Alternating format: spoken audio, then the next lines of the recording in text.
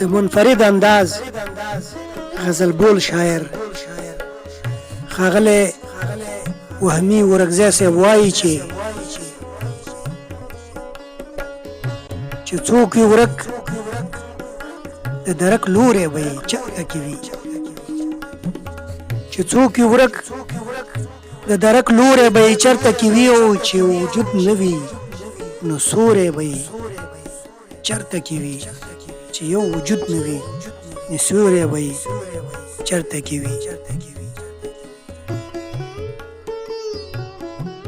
او دا د تیارې او د رڼا د پټپټونې علت دا د تیارې او د رڼا د پټپټونې علت چې سرچینه او اصل لوری به یې چرته کې وي چې سرچینه او اصل لوری به یې چرته کې وي او نن یې د حورو په هوس کې ځان وژنه کړې نن یې د حورو په هوس کې ځان وژنه کړې او جسد یې چرته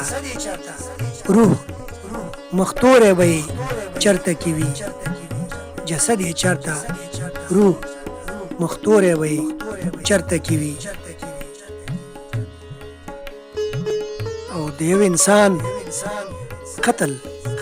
د ټول انسانیت قتل دی د یو انسان قتل د ټول انسانیت قتل دی دا زه منم خو څوک